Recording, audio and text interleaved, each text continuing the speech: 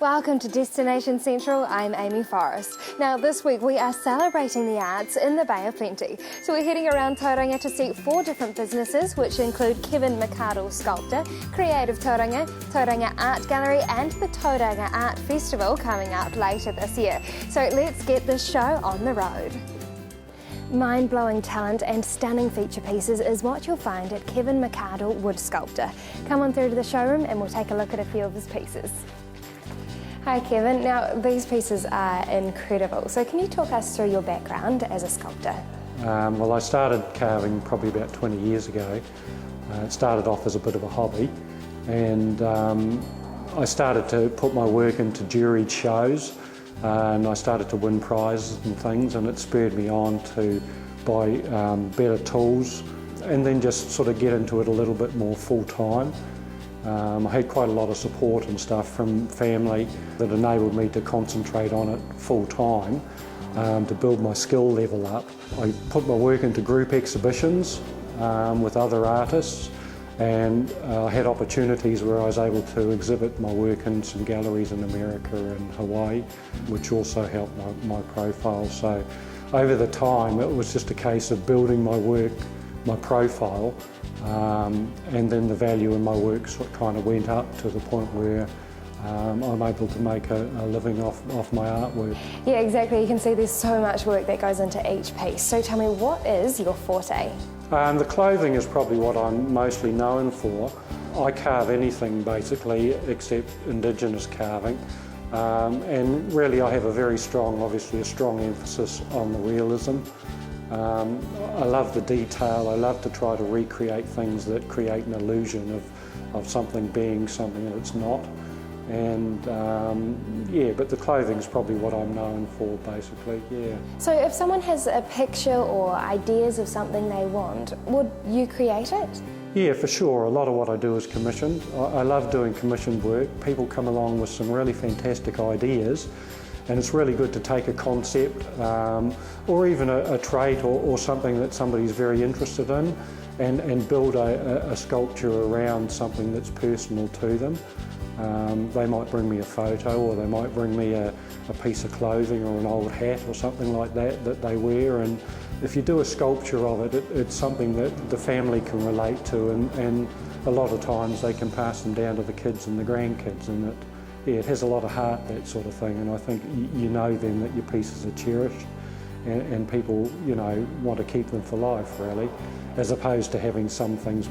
Some people like to buy artwork that they keep for a little while and then they swap it out as they change their decor and things like that. So it's nice to know the pieces have a home and they're going to be looked after and cherished. It's really special to have something passed down through the family. So can you talk us through the process of creating each piece? It depends a lot on the timber that I'm using. It's difficult. Most jacket size carvings take around about 5 or 6 weeks. Some of the bigger ones can take a lot longer than that. 7 or 8 weeks, even a little bit longer. A lot depends upon the detail. But you never kind of know what you're going to get till you get into the piece of wood, because the grain is different in each case and it throws up a different set of challenges each time. So yeah, that's what keeps it kind of interesting really. And tell us about the reaction when people walk into the showroom and see your pieces. Yeah, it's interesting. A lot of people don't believe it. A lot of people will stand a few feet away and still don't believe that they're looking at a piece of wood. The most common thing is leather. People think that it's leather, or at least it's something that can be bent and folded, something that's sort of malleable if you like, rather than something that's been carved out of a solid block. So, and then the typical reaction is that they want to touch the carving because they want to see if it's going to move, and a lot of the textures, they feel, once it's been textured, it feels a little bit like the fabric that what it's supposed to represent as well. So that must feel amazing to see people's reactions as they walk in. So tell me, where exactly is the showroom located? My showroom's located at Country Originals, which is 514 Cambridge Road at Tauranga in Tauranga. Yeah, it's fairly easy to find. It's close to the State Highway 29 as you turn off, about 2 k's down the road from State Highway 29. And how can people get in contact with you? They can contact by phone, 543 5345, or my website, kevinmccardellsculptor.com, which is generally the way people contact me. Great, well why don't we go and have a look at some of your favourite pieces. Wow, this looks like a real bikini, so talk us through this piece. Yeah, this one's made, this is a single piece of wood, this is a single piece of wood. It's actually kauri timber, but it was quite an old greeny piece which didn't have a lot of colour in it. I just like the idea of having something that was unusual. It's taking the realism to the extreme when you paint things, because they look so real. All the wood's been cut out from around the back to make it appear like it's sort of three-dimensional. It's then been painted with acrylic paint. The piece probably took about 5 weeks, 5.5 weeks to make.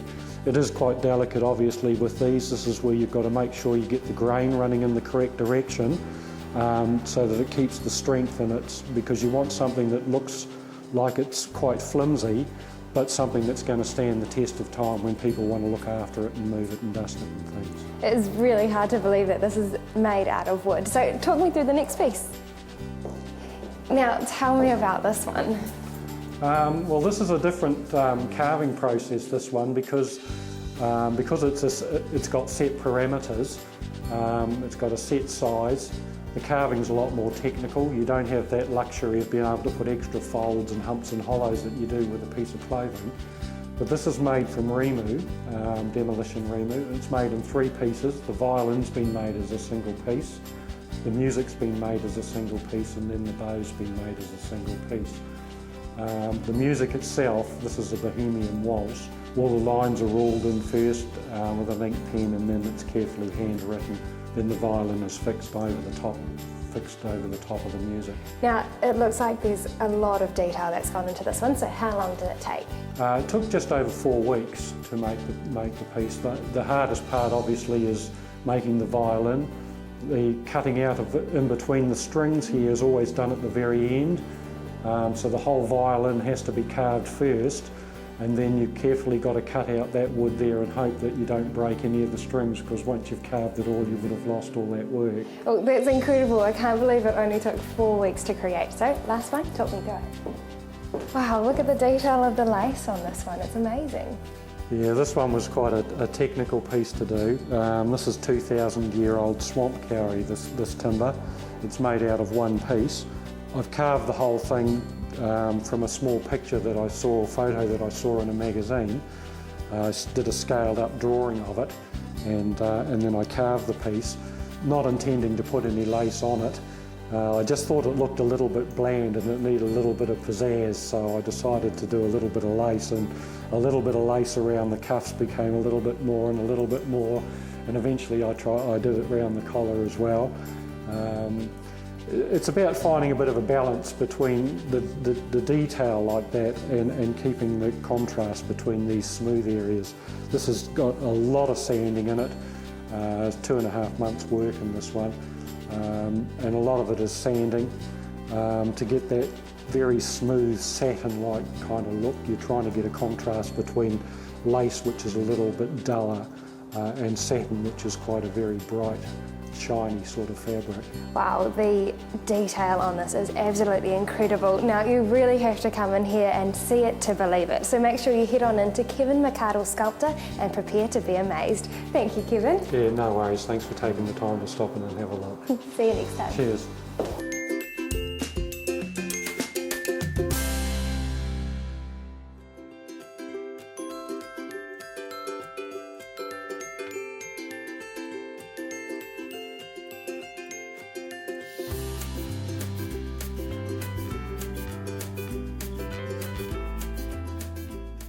For everything creative around the bay, we are going to head into Creative Tauranga to find out what not to miss out on. Hi Denny, now tell us a little bit of history about Creative Tauranga. The history behind Creative Tauranga, we are 50 years old, which I think is amazing. We used to be known as the Tauranga Community Arts Council. I've been with Creative Tauranga for 7 years now, and in that time, it's just a growing organisation, and we went from a little one, right down, hidden away in the back blocks, till Tracy's vision has brought us into creative, to town, And we have got a gallery now. We've got, we used to have 10 people a month. Now we have like 3,000 a month. So coming through the doors. So it's quite, we're growing and it's fantastic. And in what way do you support local artists? Well, we support local artists, of course. As you look around, we've got a gallery space. It's a community gallery, so they can come and have exhibitions here, solo or group. We also, we're like dot connectors, so we connect artists to other people that perhaps can help them in their journey to becoming and developing themselves. Our gallery curator, Angela McKenzie, she's fantastic. She helps with their development and helps them with marketing. We have possible funding streams that they maybe could tap into. Yeah. So can you tell us about the exhibitions that you hold here? Well, we turn over usually 2 to 3 exhibitions a month, depending on the length. The one that you're seeing behind me, it closes down on the 16th, and we'll be bringing in a new fresh group called for the Arataki artists, and they've been going since 1984, and I think they started with 7 artists, and today they've got around about 60 members. So they'll be coming in, and it's going to be a beautiful, colourful exhibition. And what other events do you have coming up in Tauranga? Well, we've got I'm very passionate about an event that I'm sort of, do some voluntary work for in Tauranga Rocks and Divas, and that is, I produce that event, and that's in August the 28th it opens. So we've been very hard out doing rehearsals and things like that, and Creative Tauranga supports Tauranga Rocks and Divas in a project development manner. So Tracy was the first one we met back in 2004. So she's been, and Tracy's also a trustee, as I. Yeah. Sounds like it's going to be a really great event. Now, Summerfest is coming up, obviously, this summer. So tell me about the plans for that. Have you got the main acts lined up yet? We're still working on that. The team has been, working hard to get it all up and running. They are really wanting to focus this next year on real good local artists. We've got some fantastic people just in our community that will be probably, up there with some international artists. So they're focusing on that. We want it to be a real family and youth day, and looking at having it on Waitangi Day. So it's going to be an awesome day. Now, Creative Beat is a magazine that I know you're really passionate about, so tell me about this magazine and what are people's reactions to it? Well, we were having a talk about that the other day, because that was my first original job, was the Creative, I used to be called Creative Juice actually, and then it got changed to Creative Beat. And it's really a fantastic tool to get the word out about there's so many different genres in art, and we love it because every month, it's full of amazing people in our community, people that we've never actually even met. So we have great feedback. People come in, where's your mag? It's available online now, which you can download off our website, and we post it out all over New Zealand. So where exactly is Creative Tauranga located, and how can people get in contact with you? Okay, well, we're down in the CBD of Tauranga, 112 Willow Street. We're on the corner of Wharf and Willow. We're opposite our Tauranga Art Gallery. Yeah, and if they wanted to contact us, they can always go onto our website or can ring us on 07928 5270. Great, thank you very much, Denny. Thank you, Amy. So for all the information on what to do in Tauranga or to check out their latest exhibition, make sure you head in and see the team at Creative Tauranga. The Tauranga Arts Festival are holding their annual event from the 24th of October this year. So let's go and catch up with Joe and find out more. Hi Joe, now tell me, what is the Tauranga Arts Festival? The Tauranga Arts Festival is held every 2 years, and it's 10 days of predominantly performing arts, so theatre, dance, music, got a circus show, and we have writers as well, and a visual arts program. And can you give us a bit of history into this festival? The first festival was held in 1999, and it was organised because there were people who thought that there wasn't enough performing arts coming to Tauranga, so it was a way of bringing work here that wouldn't normally come to Tauranga. So what is the main focus behind the festival this year? Well, every festival we're a bit the same. We want as many people to come as possible. So we try and program something for everybody. So we have children's shows, we have a schools program where performers go into the schools, we have a free community day with street theatre, got a visual arts performance. So there's a balance between, work that you pay to go and see and free events as well. And who is the main audience for the festival? Well, we think the festival's for everybody. We want everybody to come and have fun, and we think that we program work for young and old and for children and for every kind of person. We think that we want to have something for all of them. And are you able to tell us about some of the acts that are organised for this year's festival? Well, we launched the program proper on the 14th of August, so we have a big reveal an evening where we present the program. But we've got a few things that I can talk about. We've got a wonderful show from a company in Auckland called Massive Company who work with youth, and their work is called The Brave, and it's about 8 men talking about what it means to be a man. And it's very moving. It's on tour shortly and will be at the end of that tour. It's been played in Auckland. Sam Neill said it was the best show he'd ever seen. So we're very excited to bring that, and that's a work that will be great for high school students as well as adults. So how does the festival get supported? We're very fortunate. We get sponsorship from local businesses and our box office, and we also get money from grants. TECT are one of our major funders, and the City Council, Creative New Zealand, and then we have local sponsors and patrons, and then our box office. So it's about a 30% split, and we like to get the sponsorship and the grants because it enables us to keep the ticket prices very reasonable. And are there any local sponsors that you'd like to mention? We're very lucky with our local sponsors. The Port of Tauranga have been a sponsor of the festival right from the start, as have Sharp Tud Hope. And we've got other good companies in Tauranga, Renane Hollister Jones Lauman, Hobeck, Craig's, ANZ Bank, SBS Bank. Yeah, fantastic. We're really lucky with our support. So if people are wanting to come along in October, how can they find out more information?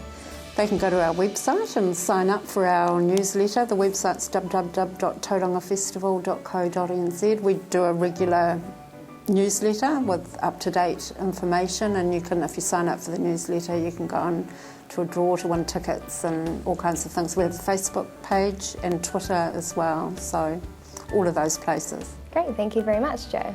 So for the information again, this is an event you do not want to miss. So the programs will be released on the 14th of August, and you can buy tickets for the 24th of October right through till the 3rd of November.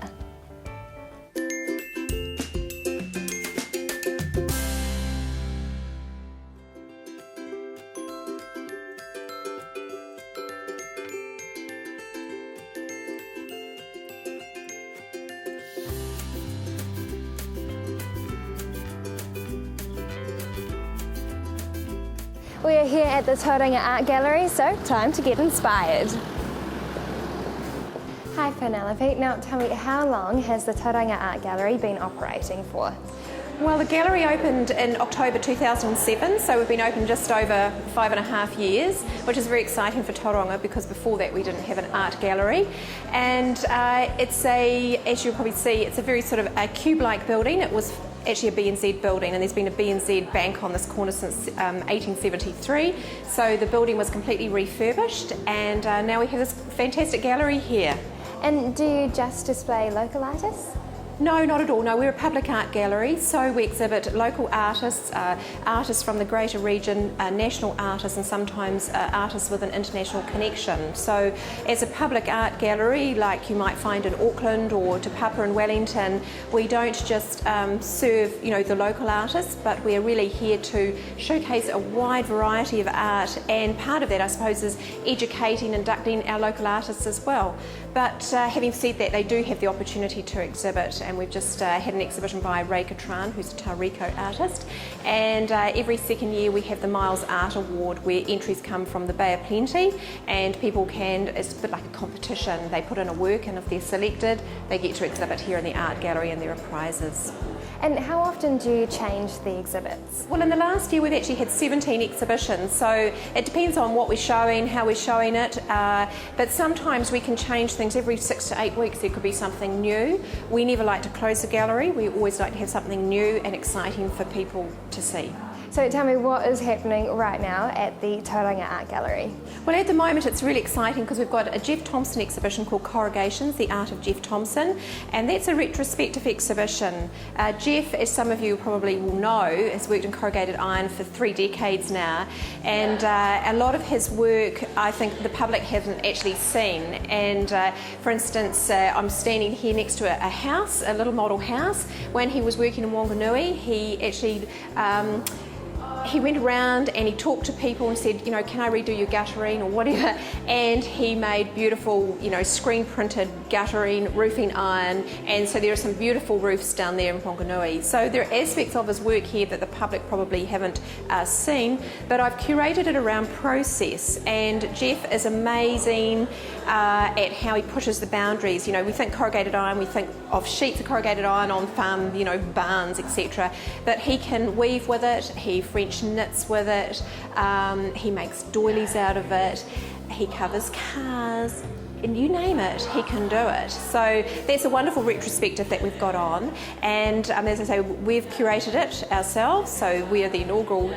gallery that will show the exhibition. We've also got another exhibition on called Painting Mawal, which is about Mount Maunganui and how it's been painted since the 1860s, right up to some very contemporary works which include a digital projection. So people have found that very exciting because, of course, the Mount has changed over time, the vegetation and how artists have seen it. So that's also, I suppose, an exhibition about our local environment. Well, it sounds like you've got a lot going on. So how do you also involve schools with the art gallery? Right, well, schools are very much part of the gallery program, and I can say that we are booked back to back for well, most terms actually. In fact, we've got double up, so sometimes 4 and 5 classes a day. In the last year we've had close to 9,000 children visit the art gallery, which is an amazing number for a region of this size, and all those children travel on a free art bus that we supply for them, so no school is excluded, and all the lessons are tailored around the national curriculum and what exhibitions we have on at that time. So I suppose, you know, we put a lot of focus into our school children because they are our next sort of audience, our next generation. So if people are wanting to come and check out the art gallery or find out more information, how can they do so? Right, we're open every day of the year, and the best thing is to visit our website and just Google Tauranga Art Gallery. We have a great website and Facebook page and education portal, and we keep that pretty up to date with what we've got on exhibition and also what events that we might have running in connection with exhibitions, or in fact sometimes we have standalone events as well. Like recently we had Antiques Roadshow here, which was very exciting. So, yeah. Great, thank you very much. You're welcome.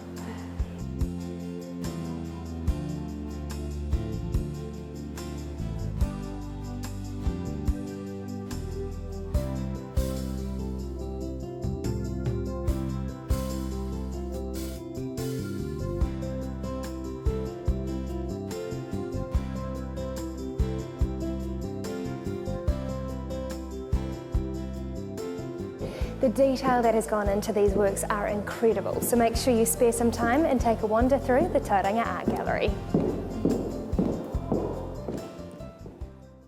Feeling the cold this winter? Well, make sure you enter for our July giveaway, the Tui Winter Warmer Pack, and your home will be cozier than ever. These firelighters are safe, easy to use and environmentally friendly. So make sure you enter for the Tui Winter Warmer Pack either through our website or by calling our competition phone line. Well, that brings us to the end of our day in the sunny Bay of Plenty. We hope you've enjoyed our show celebrating all things culture and arts in Tauranga. Make sure you tune in again next week on Destination Central. Bye.